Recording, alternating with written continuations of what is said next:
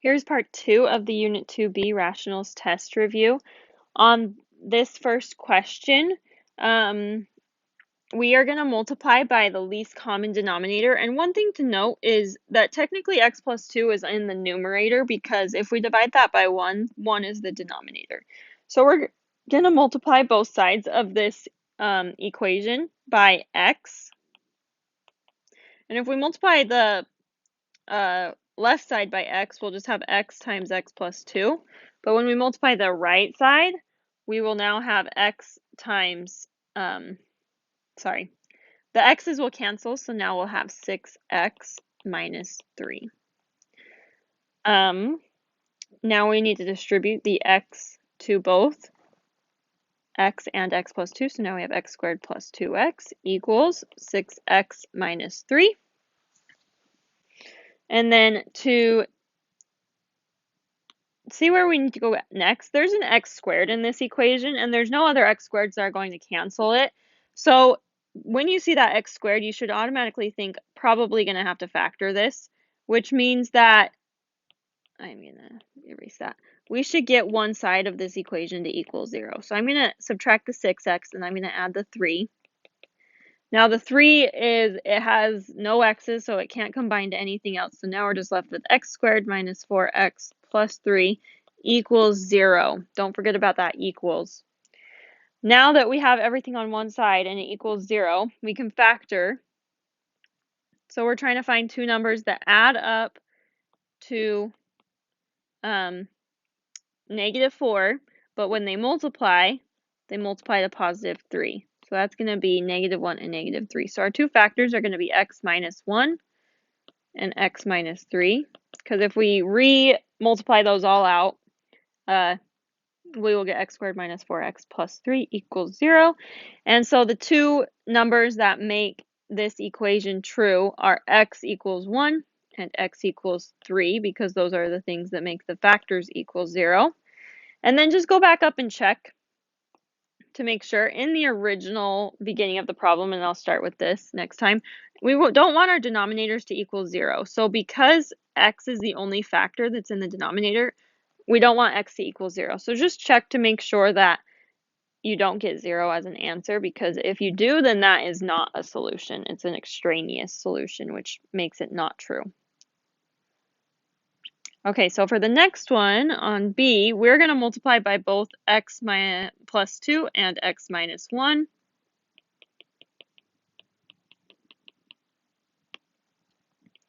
X plus 2's will cancel on the left side, and the x minus 1's will cancel on the right side, leaving us with 1 times x minus 1 equals 2 times x plus 2. And so distribute that 1 and that 2. And since we don't see any x squareds, we're not going to have to factor. Now you just need to get all of your x's on one side and all of your constants or your numbers on the other side. So you get -5 equals x.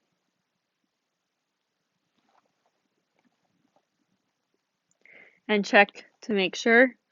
From the very beginning, we did not want -2 to be an answer, and we did not want +1 to be an answer, because that would make the denominator 0, which would make it undefined or have a vertical asymptote right there.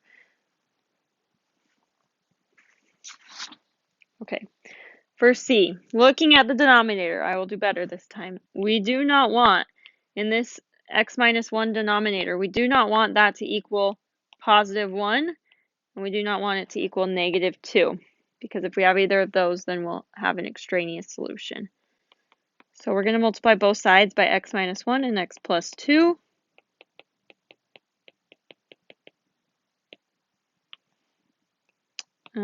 And we'll have x minus 1 cancel on the left side, leaving us with an x plus 2 times x plus 3. Remember that all of that has to multiply together.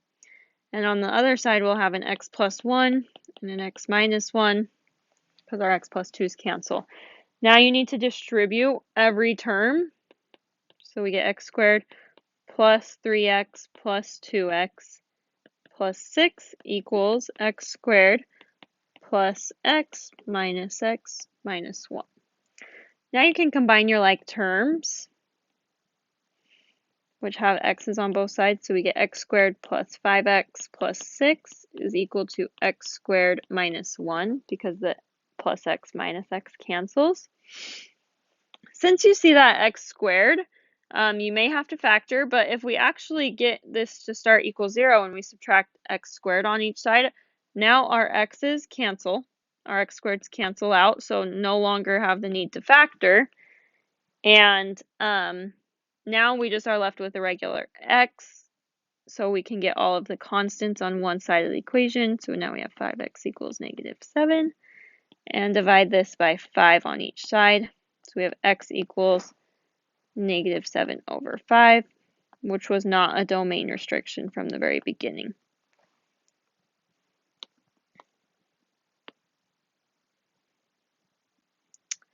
Part D, we don't want x to be a negative 8 or a negative 2. That will make the denominator equal to 0. If we multiply both sides by x plus 8 and x plus 2, that's going to be our least common denominator that cancels every denominator. And since we're doing it on both sides, we're still balancing the equation. So now we have x plus 2 times x plus 2, and that equals 1 times x plus 8. Now distribute everything, so we have an x squared plus 2x plus 2x plus 4 equals x plus 8. I'm just going to erase this. Combine your like terms. So we have that 2x plus 2x in the middle. So that makes a 4x. I see that there's an x squared and no other x squareds to cancel it out, so you're going to have to factor, which means get everything on one side of the equation so that we get it equal to 0. So now we have x squared plus 3x minus 4 equals 0. Now that it equals 0, you can factor. So in this case, you're looking for, this will draw. We know that it has to make x squared. So x and x. We also know that it has to multiply to negative 4. But when those two numbers multiply, they also have to add to a positive 3.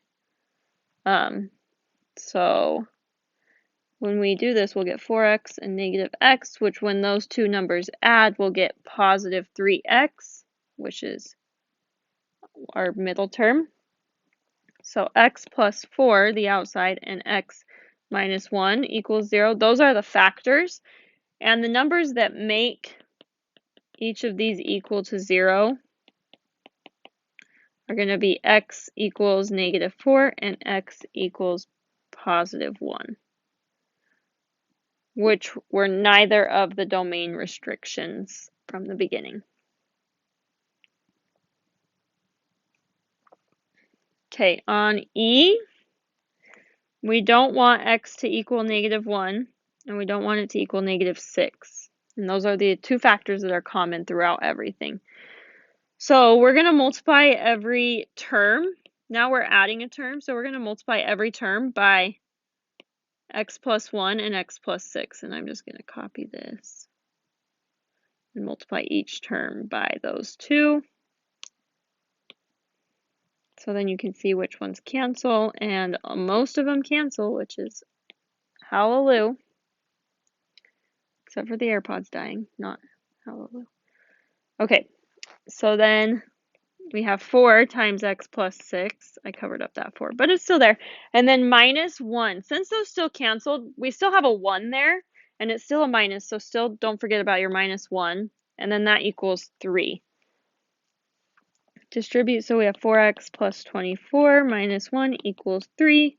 Combine your like terms, so you have 4x plus 23 equals 3. Subtract 23 on both sides. So you have 4x equals negative 20. Divide by 4 on each side, you have x equals negative 5.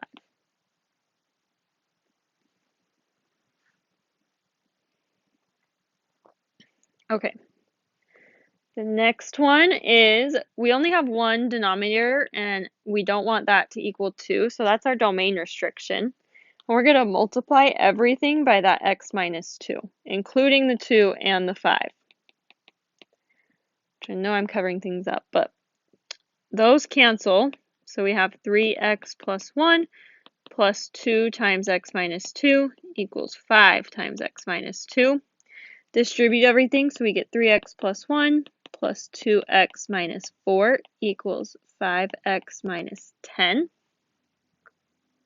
Now we have 5x, combine your like terms, 5x minus 3 equals 5x minus 10. Now when you see this, that should cause a little bit of some concern. And if you can see it now, that's great. But if you keep going, now you get, if you subtract 5x on each side, you get negative 3 equals negative 10. Which is not a true statement. All of the x's are gone now, so it's either a no solution or an infinite solution. But since negative 3 is not equal to negative 10, that means no solution.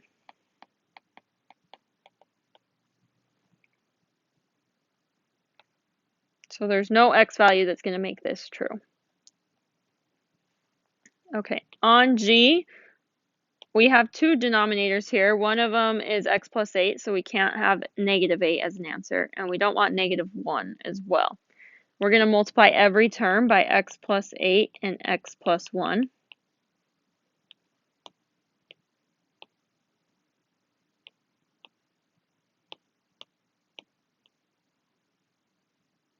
Just going to put that there. Okay, so now our x plus 8 cancels, so we have x plus 1 times x plus 5 equals x plus 8 times x plus 1 times that 1 plus 6 times the x plus 1 canceled, so x plus 8 is left.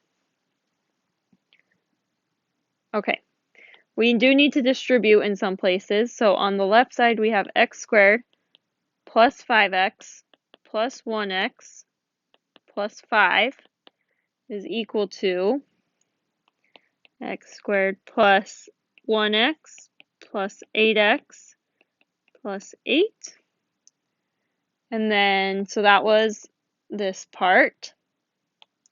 Now we have plus 6x plus, this is where I get it wrong.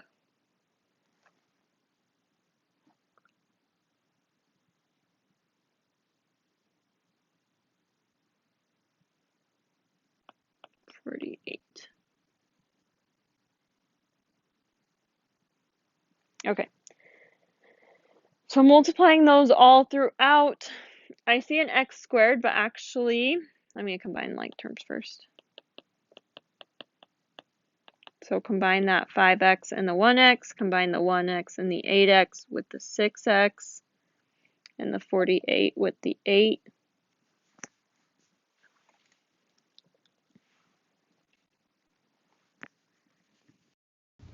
Okay. So then we have x squared plus, we now have 15x.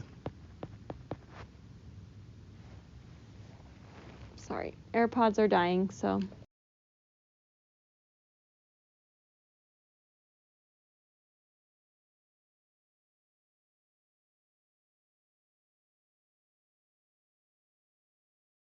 Now they cancel, so we no longer have to factor. Thank you. So 6x plus 5 is equal to 15x plus 56. Now just get all of your x's on one side. So subtract 6x on each side. So 5 equals 9x plus 56. Get all the constants on the other side.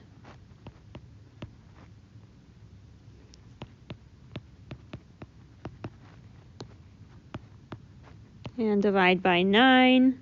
You get negative 51 over 9, which is negative 17 over 3 as your solution, which is not negative 8 or negative 1, so you are good there. And last one, since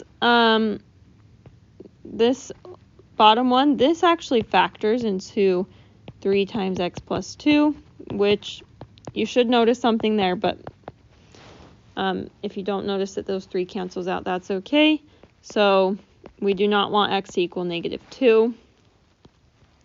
Since x plus 2 is a common term on both of them, common factor, just multiply it by 3 times x plus 2. That makes it so that the 3 and the x plus 2 cancel. So we get 3 is equal to 1 times 3, which is 3. That is, all the x are gone. That's a true solution, true statement. So that means all solutions except we don't want x to equal negative 2. That's the only one that will make this wrong or undefined. And that concludes part 2 of the review.